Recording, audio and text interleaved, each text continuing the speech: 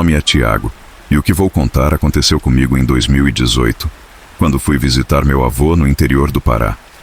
Nunca fui muito de acreditar nessas histórias de assombração, mas depois daquela noite, eu jamais duvidaria novamente das forças que habitam as matas brasileiras.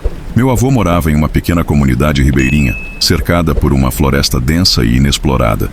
Desde pequeno, ele me contava histórias sobre o Curupira, o guardião das matas, um ser de cabelos vermelhos e pés virados para trás. Segundo ele, quem se atrevesse a desrespeitar a floresta seria caçado por essa criatura vingativa.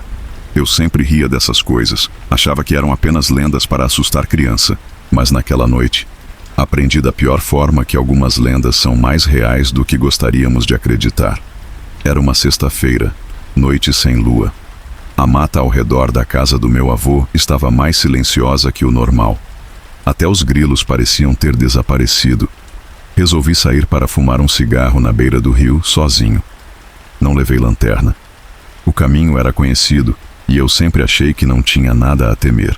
Mas assim que dei os primeiros passos para dentro da mata, ouvi um assovio. Um som longo, arrastado, que parecia vir de todas as direções ao mesmo tempo. O frio percorreu minha espinha, mas tentei ignorar. Continuei andando. O assovio voltou, mais alto. Dessa vez, parecia que alguém estava me imitando. Fiz uma pausa, segurei a respiração e escutei o som dos galhos se quebrando no meio da escuridão. O medo começou a tomar conta de mim. O que quer que estivesse ali comigo não era humano.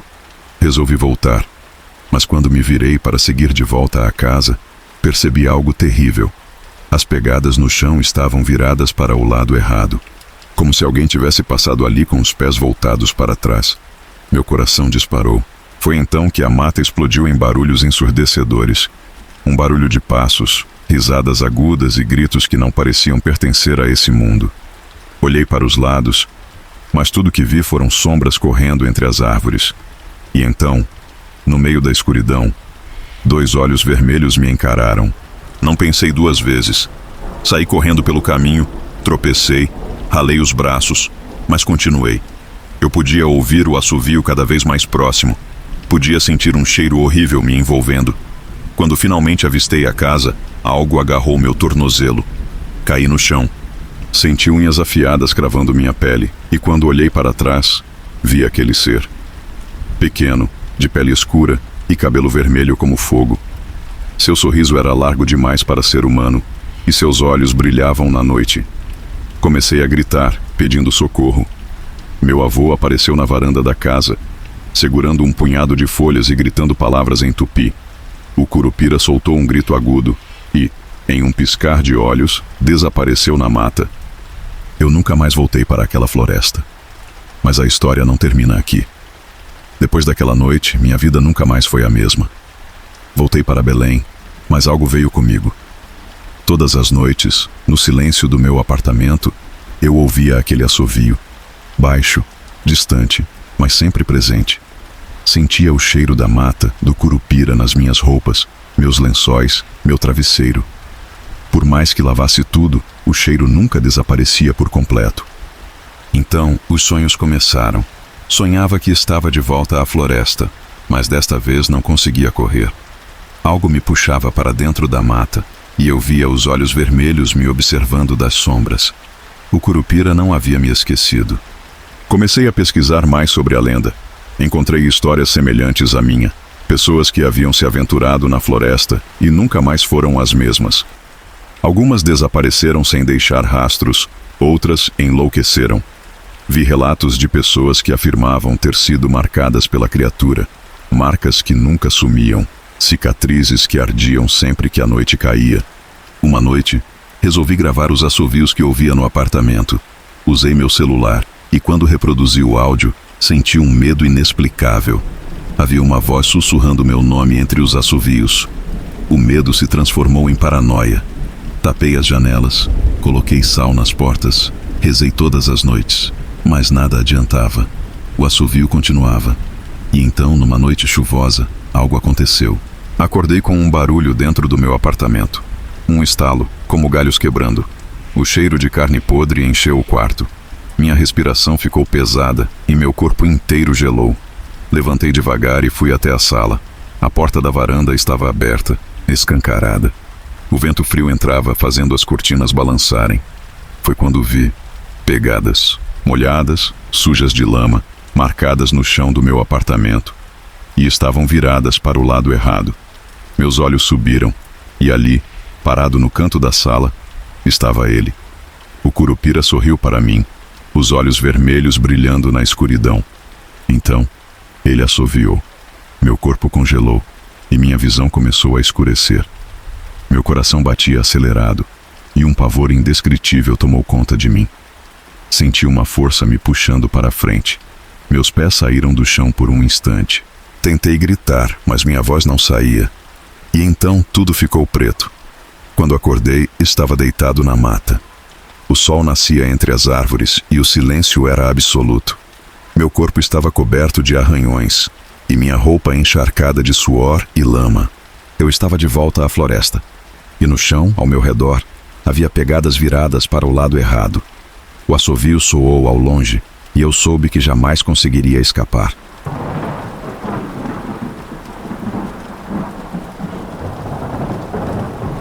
Meu nome é Gabriel, e o que vou contar aconteceu comigo e meus amigos no inverno de 2022, quando resolvemos acampar em uma área isolada na Chapada Diamantina. Éramos 5, eu, minha namorada Ana, meu melhor amigo Rafael e o casal Camila e Vinícius, jovens inconsequentes buscando aventura e um pouco de adrenalina. O que encontramos foi algo muito além disso. A Chapada tem muitas histórias. Lendas antigas que falam de espíritos guardiões da floresta, de criaturas que protegem as matas contra aqueles que ousam desafiar seus limites. Nós, como bons céticos, rimos dessas histórias. Pensávamos que as pessoas do interior inventavam essas lendas para assustar forasteiros. Até que descobrimos da pior maneira que nem tudo pode ser explicado. Nosso destino era uma cachoeira afastada, onde poucos turistas iam. O caminho era difícil. Atravessava uma mata fechada e exigia uma longa caminhada. Conseguimos chegar ao local no fim da tarde. Montamos nossas barracas perto da cachoeira e aproveitamos o visual paradisíaco. O céu estava límpido e a ideia era passar a noite bebendo, contando histórias e observando as estrelas. Tudo parecia perfeito até o pôr do sol. Foi Ana quem percebeu primeiro. O silêncio. O som da cachoeira ainda estava lá, mas os pássaros e insetos que haviam feito barulho o dia todo simplesmente pararam. Não havia grilos, cigarras, corujas. Apenas um silêncio denso, opressor. Camila tentou rir da situação, dizendo que era apenas nossa imaginação. Mas todos sentíamos aquela sensação estranha, como se estivéssemos sendo observados. Então ouvimos o primeiro assovio. Era longo, agudo e vinha de dentro da mata. Parecia estar muito distante, mas ao mesmo tempo tinha algo de estranho, como se não fosse algo natural. Olhamos uns para os outros, tentando não demonstrar medo. Rafael, sempre o mais corajoso do grupo, pegou sua lanterna e apontou para a mata. "Deve ser só o vento", ele disse, rindo nervoso. Ana segurou meu braço com força. Eu conseguia sentir o coração dela acelerado. E o meu também estava. Tentamos ignorar e voltamos a conversar, mas a noite tinha mudado. O clima estava carregado. Vinícius sugeriu que acendêssemos uma fogueira e todos concordamos. Mas, enquanto procurávamos gravetos, algo aconteceu. O assovio voltou, mas dessa vez estava muito mais próximo. Parecia que vinha de todas as direções ao mesmo tempo. Uma corrente de ar gelado passou por nós, e por um instante tive certeza de que vi algo entre as árvores. Um vulto escuro, pequeno, com olhos brilhantes. Piscou e desapareceu. "Alguém mais viu aquilo?" Perguntei, minha voz saindo trêmula. Camila balançou a cabeça freneticamente. Eu vi alguma coisa ali." Rafael e Vinícius tentaram nos acalmar, dizendo que poderia ser um animal. Mas nada que eles dissessem fazia sentido. Não havia pegadas, não havia barulho de folhas se mexendo. E então, o cheiro veio. Era um cheiro de enxofre, misturado com algo apodrecido. Fez meu estômago revirar. Ana cobriu a boca e o nariz, engasgando. Vinícius começou a passar mal, dizendo que sentia tontura. O ar parecia pesado, como se estivéssemos sendo sufocados por uma presença invisível. A gente precisa sair daqui, Camila disse, já juntando suas coisas. E foi aí que ouvimos o riso. Um riso infantil, mas ao mesmo tempo distorcido, vindo da escuridão. Ouvimos passos rápidos ao redor do acampamento, como se algo estivesse nos cercando. Corremos para as barracas, pegamos nossas lanternas e nos preparamos para sair dali imediatamente. Mas então, as lanternas falharam, todas ao mesmo tempo. O fogo da fogueira apagou. Ficamos completamente imersos na escuridão. Foi nesse momento que vimos. Algo estava ali, pequeno, de pele escura, com olhos vermelhos brilhando na escuridão. Sua silhueta se movia de forma impossível, rápida demais, surgindo e desaparecendo entre as árvores. Ana começou a rezar. Vinícius tremia incontrolavelmente. Rafael segurou um facão que havia trazido para cortar galhos. Mas o que quer que fosse aquilo, não parecia temer armas humanas. O assovio veio de novo, tão alto que parecia perfurar nossos ouvidos. Então tudo se tornou um borrão. Corremos sem rumo, guiados apenas pelo desespero.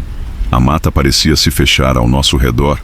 Os galhos nos arranhavam, como se tentassem nos prender. Eu podia ouvir a risada ao meu lado, os passos acelerados atrás de nós. A cada vez que olhava para trás, via aqueles olhos brilhantes nos observando. Não sei quanto tempo corremos.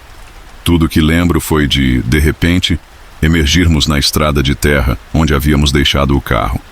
Entramos aos tropeços, ligamos o motor com pressa e saímos em disparada. Ninguém falou nada por um longo tempo. O único som era nossa respiração ofegante. Quando finalmente paramos em uma cidade próxima, percebemos que algo estranho havia acontecido. Nossos relógios marcavam 3 da manhã, mas pelo tempo que corremos, não deveríamos ter chegado antes do amanhecer. E então Vinícius olhou para os próprios braços e começou a gritar.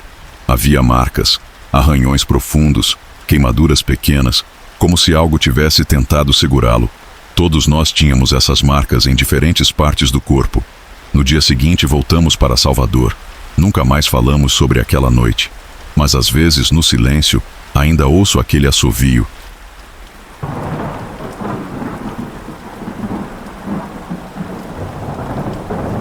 Meu nome é Lucas, e a mata sempre me chamou. Desde piá corria por entre as árvores do quintal de casa, no interior do Paraná, inventando histórias debaixo das frondosas araucárias. Mas foi numa expedição de estudos na Amazônia que a floresta me mostrou sua face mais profunda e me apresentou um medo que eu nem sabia que existia. Lembro como se fosse hoje do calor úmido que me engolia assim que pisei na clareira. O cheiro de terra molhada, de flores exóticas, de vida pulsante, me invadiu os sentidos. Eu, que sempre me senti parte da natureza, me senti pequeno diante daquela imensidão verde. Éramos um grupo de 10, entre biólogos, estudantes e guias. Nossa missão era catalogar espécies de plantas e animais numa área remota da reserva extrativista Chico Mendes. 3 dias adentro da mata, estávamos no coração da floresta. Noite cerrada. O acampamento, um círculo de luz amarelada em meio à escuridão. Vozes baixas, o crepitar da fogueira, o som dos bichos. Lembro de ter pensado como era irônico que, justamente ali, onde a vida se mostrava em sua máxima potência, a morte também se fizesse tão presente. Onças, jacarés, aranhas, cobras. A floresta era um banquete para a vida, mas também um cemitério de almas incautas. Foi então que Zé, um dos guias, começou a contar histórias. Lendas antigas, sussurradas de geração em geração. Falou do Mapinguari, criatura monstruosa que exalava um odor fétido e atacava quem cruzasse seu caminho. Falou da Iara, a sereia que afogava os homens em suas águas. E falou dele, o Curupira. O Curupira, um ser de baixa estatura, cabelos vermelhos como fogo, pés virados para trás. Guardião da floresta, vingador implacável contra quem a desrespeitasse. Zé dizia que o Curupira era um ser astuto, que usava seus pés para confundir os viajantes, levando-os para caminhos sem volta. Enquanto Zé falava, o vento soprava forte e o fogo da fogueira dançava, projetando sombras assustadoras nas árvores. Não acreditava em lendas, mas a forma como Zé contava as histórias, com tanta convicção, me fez questionar minhas certezas. Naquela noite, tive um sonho estranho. Sonhei que estava perdido na mata, cercado por árvores gigantescas que pareciam me observar. O chão tremia e um assobio agudo ecoava na floresta. De repente, uma figura pequena, de cabelos vermelhos, surgiu entre as árvores. Ele tinha um sorriso no rosto, mas seus olhos transmitiam uma maldade profunda. Tentei correr, mas meus pés não se moviam. O Curupira se aproximou e eu acordei gritando. O dia amanheceu e o medo da noite se dissipou, mas a história do Curupira não saía da minha cabeça. Decidi conversar com Zé. Ele me contou que já havia se encontrado com o Curupira quando era menino. Disse que o viu correndo pela mata com seus pés virados para trás e que o Curupira lhe lançou um olhar que o fez tremer de medo. Zé me disse que o Curupira não era mau por natureza, mas que se tornava cruel com quem desrespeitava a floresta. Ele me explicou que os indígenas tinham muito medo do Curupira e que por isso sempre pediam permissão para entrar na mata. Aquelas histórias me intrigaram. Comecei a observar a floresta com outros olhos. Passei a prestar mais atenção aos detalhes, aos sons, aos sinais. E quanto mais eu observava, mais eu sentia que havia algo de mágico, de misterioso naquele lugar. Um dia, enquanto caminhávamos pela mata, encontramos uma clareira. No centro da clareira, havia uma árvore enorme, com o tronco retorcido e coberto de musgo. Zé me disse que aquela árvore era sagrada, que os indígenas a chamavam de Árvore do Curupira. Zé me contou que quem se aproximasse da árvore com más intenções seria punido pelo Curupira. Eu não acreditei, mas por precaução mantive distância da árvore. Naquela noite, acampamos perto da clareira. Eu estava inquieto, não conseguia dormir. De repente, ouvi um assobio agudo que vinha da mata. O mesmo assobio do meu sonho. Meu coração disparou. Sentei-me na barraca e espiei pela janela. Vi uma sombra se mover entre as árvores. A sombra se aproximou da clareira e eu pude ver a figura do Curupira. Ele era pequeno, como Zé havia descrito. Tinha cabelos vermelhos e seus pés estavam virados para trás. O Curupira dançava ao redor da árvore, emitindo assobios e grunhidos. Eu estava paralisado de medo. Não conseguia acreditar no que estava vendo. O Curupira era real. De repente, o Curupira parou de dançar e olhou para a minha barraca. Senti um calafrio percorrer meu corpo. Ele sabia que eu estava ali. O Curupira sorriu. Um sorriso que me fez tremer de pavor. Ele se aproximou da minha barraca e eu fechei os olhos esperando o pior. Mas o pior não aconteceu. O Curupira parou na porta da barraca e ficou ali por alguns segundos. Depois, ele se virou e desapareceu na mata. Eu abri os olhos e olhei para fora. O Curupira havia sumido. Eu estava sozinho na escuridão, com o coração palpitando. Naquela noite, eu não consegui dormir. Fiquei acordado, esperando o Curupira voltar, mas ele não voltou. No dia seguinte, contamos o que aconteceu para o resto do grupo. Ninguém acreditou em nós. Disseram que tínhamos imaginado coisas. Não, mas eu sei o que vi. Eu vi o Curupira, e essa experiência mudou a minha vida para sempre. Depois daquela noite, eu nunca mais fui o mesmo. O medo do Curupira me persegue até hoje. Eu aprendi a respeitar a floresta, a temer seus mistérios, e aprendi também que as lendas podem ser reais.